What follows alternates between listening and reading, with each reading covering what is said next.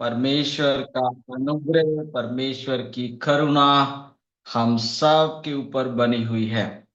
इसलिए दिल से स्वागत करते हैं आपका इस विशेष कार्यक्रम में। नाम है जिसका चंगाई बिन दवाई। और 1 घंटा सामर्थ के साथ हम हर सुबह प्रभु के चरणों में बैठते हैं। आज का वचन बहुत ही विशेष होने वाला है। हमने सीखा था कल कि मूसा नबी ने खुदावन से कहा, तो मुझे अपनी गति समझा दे। हे परमेश्वर, मैं आपकी सोचों को, आपके विचारों को, आपकी योजनाओं को, आपके इरादों को, आपकी चुनौतियों को, एक एक बात को मैं समझना चाहता हूं प्रभु। मैं आपकी गति जानना चाहता हूं। मैं आपके काम करने के तरीके को जानना चाहता हूं। और आज एक और बात मूसा नबी कहते हैं, ए खुदावंद, मैं आपकी महिमा देखना चाहता हूं। मैं आपका तेज देखना चाहता हूं। और खुदावंद कहते हैं कि मूसा नबी, जो आपने चर्चा की है ये भी स्वीकार किया जाता है। आप जो कहोगे हो जाएगा। आप जो चाहोगे मिल जाएगा। है ना? हिंदू ग्रंथों में है कहीं कहीं कि भगत के बस में है भगवान। लेकिन सच्चाई यहां नजर आ रही है। मूसा नबी के बिल्कुल बस में है यहोवा परमेश्वर। जो चाहते हैं हो जाता है। पहला विचार है, खुदावंद के इतने निकट आ जाओ, इतने निकट आ जाओ कि खुदावंद वो सब आपको दे दे जो आप उससे चाहते हो। एक बात और कहते हैं खुदावंद कि दास मूसा नबी, मैं आपका दर्शन करना चाहता हूं। मैं आपका देखना चाहता हूं। अब तक आपके काले काले बादलों से आपकी आवाज आती है। हम सब ने बस आपकी आवाज को सुना है, आपको देखा नहीं है। खुदावंद कहते हैं, मूसा, वर्तमान परिस्थितियों में तुम मेरे मुख का दर्शन करके जीवित नहीं रह सकते। कोई भी इंसान महापवित्र परमेश्वर को एक पाप में शरीर में होकर देख नहीं सकता। ये सौभाग्य आदम और हवा को तब तक मिलता रहा जब तक उन्होंने बगावत नहीं की। ये सौभाग्य तब तक उनको मिला जब तक उन्होंने परमेश्वर से दूरी नहीं बनाई। और ये सौभाग्य प्रकाशित वाक्य 21 में जाने के बाद उन सब को मिलेगा जो जय पाएंगे। आगे बताते हैं खुदावन कि तुम मेरा दर्शन तो नहीं कर सकते, लेकिन एक आइडिया है मेरे पास, एक विचार है। और मैं तुम्हें चट्टान की दरार में खड़ा करने वाला हूं। तुम्हारे सर के ऊपर हाथ रख लूंगा और तुम्हारे सामने से होकर मैं यहोवा नाम का प्रचार करूंगा। यहोवा नाम का मैं प्रचार करूंगा मतलब मैं अपना चरित्र प्रकट करूंगा। मैं अपने गुण प्रकट करूंगा। मैं क्या चाहता हूं, मेरा कैसा स्वभाव है, ये मैं आपके ऊपर प्रकट करूंगा। और जब मैं ये प्रकट करता हुआ निकल रहा हूँगा, आगे निकलने के बाद मैं अपना हाथ आपके सर के ऊपर से उठा लूंगा, तो आप मेरी पीठ का दीदार कर सकते हैं। वाह! आज का संदेश बहुत खास है। कितना इमोशंस है इसमें, कितना प्यार है। और खुदावंद कहते हैं, ये सब मैं कर क्यों रहा हूं? एक बात तो ये है कि तुम्हारे ऊपर मेरे अनुग्रह की दृष्टि है। और दूसरी बात यह है कि तुम्हारा नाम मेरे दिल में बसता है। मेरे चित्त में, मेरे दिल में तुम रहते हो। ये आज की बाइबल रीडिंग है। अब हम आज के अर्थ में जाने का प्रयास करते हैं। इन दो शब्दों पर हम थोड़ा फोकस करेंगे आज। एक है अनुग्रह की दृष्टि होना। दुनिया में कौन है सुखी, खुशहाल, आनंदित, आशीषित, कर्ज और मर्ज रहित? कौन इंसान है? कौन इंसान है जिसके जीवन में परेशानियां आती हैं लेकिन वो परेशानियों को चीर कर निकल जाता है? कौन है वो इंसान जिसको बाधाएं रोक नहीं पाती, बीमारियां उसको कमजोर नहीं कर पाती, गरीबी उसको तोड़ नहीं पाती, दुश्मन उसको गिरा नहीं पाते? वो इंसान वो है जिसके ऊपर परमेश्वर के अनुग्रह की दृष्टि बनी हुई है, जिसके ऊपर परमेश्वर का अनुग्रह है।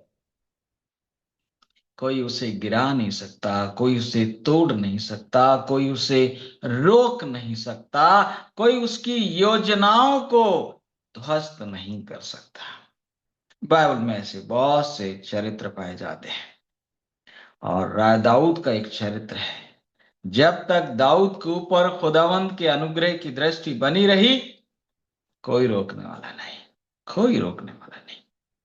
दूसरी बात, खुदावंद कहते हैं कि तुम्हारा नाम मेरे दिल में बसता है, तुम मेरे दिल में रहते हो, है ना? आपने शायरों को, कवियों को सुना होगा। और कई बार लोग भी जो एक दूसरे को प्यार करते हैं, एक दूसरे के प्रति उनके दिलों में हमदर्दी है, अपनापन है, उनसे भी कहते भाई आप तो हमारे दिल में रहते हो, है ना? कल हमारी बच्ची पूनम मैसी सुबह को कॉल कर रही थी, मौसा आपका नाम प्रचार में मैं डाल दूं? मैंने कहा जरूर डालो बेटा। और उस समय मैंने कहा कि वो बेटियां हमने नहीं देखी बहुत दिनों से, वो हमारे दिल में बसती हैं। वो दो मासूम बेटियां हमारे दिल में बसती हैं, उनको देखकर हमें बहुत आनंद होता है। तो आज का जो दो विचार हैं हम पकड़ सकते हैं। नंबर वन, रहना है तो किसी के दिल में रहिए। रहना है तो खुदावंद के दिल में रहिए, खुदावंद के लोगों के दिल में रहिए। और करना है तो अनुग्रह करना सीखिए, अनुग्रह करना सीखिए। परमेश्वर से अगर मैं और आप कुछ सीख सकते हैं, वो है अनुग्रह करना, रहम करना, उदारता दिखाना, बर्दाश्त करना। अनुग्रह का मतलब ये भी है कि कोई इंसान जो आपकी नजर में, जिसके ऊपर आपका अनुग्रह है, अगर वो पास भी नहीं हो रहा है तो आप उसे पास कर देते हैं, उसकी गलतियों को नजरअंदाज कर देते हैं। और क्योंकि आप उसकी बेहतरी चाहते हैं। हमारा परमेश्वर अनुग्रहकारी परमेश्वर है, अनुग्रह करने वाला परमेश्वर है। खुदा यीशु मसीह ने एक कहानी बताई। एक व्यक्ति था जिसके ऊपर लाखों, करोड़ों, अरबों रुपए का कर्ज था। राजा ने उसको बुलाया और उससे कहा तुम हमारा कर्ज चुकाओ, नहीं तो हम तुम्हारा सब कुछ बेच देंगे। उस समय आदमी लोग भी बेचे जाते थे गुलाम बनाकर। बोले तुमको, तुम्हारे बेटे बेटियों को, तुम्हारे घर मकान को, तुम्हारी जगह जमीन को, सबको हम बेच देंगे और पैसा जो है वसूल कर लेंगे। वो इंसान राजा के सामने घुटनों पर गिर गया और कहने लगा, ए खुदावंद, ये स्वामी, आप रहम कीजिए, अनुग्रह कीजिए, दया करिए, मुझे मौका दीजिए, मैं आपका पाई पाई भर दूंगा। राजा बहुत उदार था, उसने सब माफ कर दिया। बोले जाओ, आजाद कर दिया, माफ। अब ये साहब वहां से निकले तो इनको कोई दूसरा संगी दास मिला जिसने इनसे कभी 500 रुपए मांगे होंगे, ले लिए होंगे। अब इन्होंने पकड़ लिया, उसको गर्दन पकड़ी, मेरे 500 रुपए दे भाई। उसने भी घुटने टेके, उसने भी कहा मालिक रहम करिए, थोड़ा वक्त दीजिए, मैं आपका पाई पाई दे दूंगा। तो उसने कहा ये होने वाला नहीं है, ये होने वाला नहीं है। और उसको पकड़कर उन्होंने क्या किया, पुलिस के हवाले कर दिया, उसको जेल में बंद करवा दिया। बोले जब तक ये पैसा पैसा ना दे दे, इसको छोड़ना नहीं है। राजा को ये बात बताई गई। राजा का क्रोध भड़का और राजा ने उसको बुलाया और उससे कहा कि क्या जैसे मैंने तुझ पर अनुग्रह किया था, तुझे अपने संगी दासों पर अनुग्रह नहीं करना था? अब चूंकि तूने दूसरों पर अनुग्रह नहीं किया है, इसलिए जो अनुग्रह तुझ पर किया गया वो वापस लिया जाता है। और सिपाहियों से कहा पकड़ लो इसको, इसको, इसके बीवी बच्चों को सबको बेच डालो, इसकी घर मकान जगह जमीन जहां जो कुछ भी है डोर डंगर सबको बेचो, और उस पैसे को राजकीय खजाने में जमा कर दो। पहला विचार, अनुग्रह के हकदार केवल वही हैं जो अनुग्रह करते हैं। दया के हकदार केवल वही हैं जो दया करते हैं। प्रेम के हकदार वही हैं जो प्रेम करते हैं। ये पहला विचार है और बहुत पावरफुल है, बहुत पावरफुल है। अगर आप इसको समझ जाएं, अगर हम इसको समझ जाएं कि हमें वही मिलता है जो हम देते हैं, तो हम दूसरों के प्रति जलन, कुड़न, अपमान करना, निंदा करना, बुराई करना, ये सब छोड़ देंगे। क्योंकि प्रकृति का ये नियम है, हमें वही मिलेगा जो हमने दिया है। जिन्होंने दया की है उन पर दया की जाती है। जो दूसरों को गिराते हैं वो खुद भी गिराए जाते हैं। दूसरा विचार इससे भी अधिक पावरफुल है। रहने की सबसे अच्छी जगह है किसी के दिल में। दिल में कौन रहते हैं?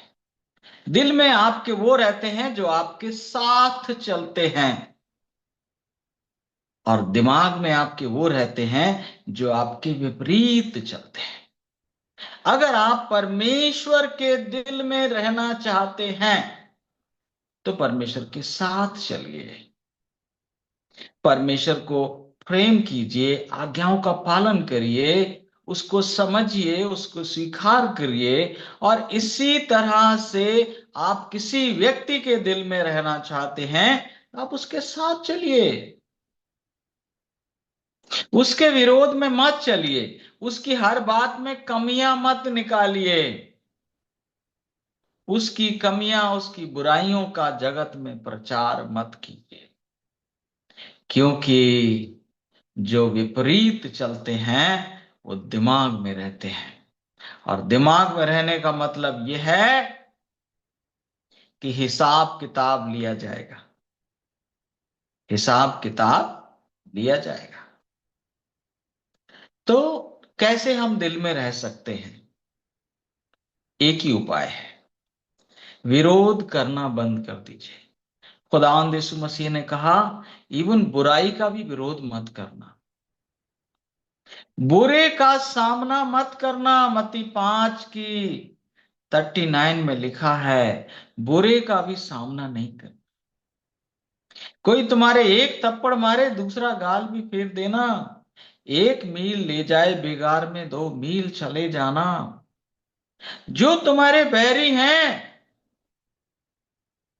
उनके लिए दुआ करना, उनसे प्रेम करना, सताने वालों के लिए प्रार्थना करना। प्रभु ने सिखाया है, विरोध करना बंद कर दो। मनुष्य का, व्यक्ति का विरोध तो बिल्कुल नहीं करना है। हो सकता है किसी की आदत पसंद ना हो। मैं आज सुबह आपको बता रहा हूं, कोई चोर नहीं होता, उन्होंने चोरी की होती है। जब आप कहते हैं ये काम तो चोरी है, अलग बात है। और जब आप कहते हैं कि तुम चोर हो, तो आप क्या कर रहे हैं? आप गलत बात बोल रहे हैं, आपने झूठ बोला है, ये एक अलग बात है। तुम झूठे हो, ये बिल्कुल उल्टी बात है। तो दिल में रहने के लिए धन्य है वे जो लोगों के दिल में रहते हैं, और अपने आप में श्रापित है वो जो अपने दिमाग में लोगों को रखते हैं और लोगों के दिमाग में रहते हैं। एक बात और है, मैं आपको बताना चाहता हूं, इस दुनिया में कोई हमारा विरोधी नहीं है, कोई हमारा बैरी नहीं है। एक ही बैरी है, वो है शैतान, जो दिखाई नहीं देता। तो वो अगर हमारे दिमाग में रहे, और उसे रखने की जरूरत नहीं, क्योंकि वो दिमाग में खुदावंद यीशु मसीह के है, और खुदावंद यीशु मसीह ने इंतजाम कर रखा है, उसका हिसाब किताब लिया जाएगा उससे। बाकी कोई व्यक्ति हमारा दुश्मन नहीं है। बस ये है कि उनकी सोच और हमारी सोच अलग अलग है, और जब हम उनको अपना दुश्मन मान लेते हैं तो हमारी राहें कठिन हो जाती हैं। तो थैंक यू वेरी मच। मैं आपके लिए थैंक यू बोलना चाहता हूं, आपका धन्यवाद बोलना चाहता हूं, क्योंकि मैं आपकी सेवा कर पाता हूं। परमेश्वर करे कि आप स्वस्थ, सुखी और संपन्न हो। और ऐसा बनने के लिए आपको क्या करना होगा? इस संदेश को केवल सुनना नहीं है, इसके नोट्स बनाने हैं। आपने क्या सीखा, फिर किसी को बताना है, लोगों के साथ साझा करना है, उसको अपने जीवन में अपनाना है। सुनने से कोई नहीं बदलता है, उस पर चलना पड़ता है। प्रभु अनुग्रह करे, खुदावंद के रहम की नजर बनी रही तो कल फिर मिलेंगे एक नए संदेश के साथ। तब तक परमेश्वर में बने रहिए। हमारे चैनल्स को लाइक करिए, सब्सक्राइब करिए, शेयर करिए, अधिक लोगों को जोड़िए। ये मुफ्त की सेवा है। हर सुबह 5 बजे हम शुरुआत करते, आप सबको हम आमंत्रित करते, हमारे साथ जुड़िए और आप सीखिए कैसे आप स्वस्थ, सुखी और संपन्न बन सकते हैं। परमेश्वर का अनुग्रह आप सबके ऊपर बना रहे। जोहार, यीशु सहाय, जय मसीह की।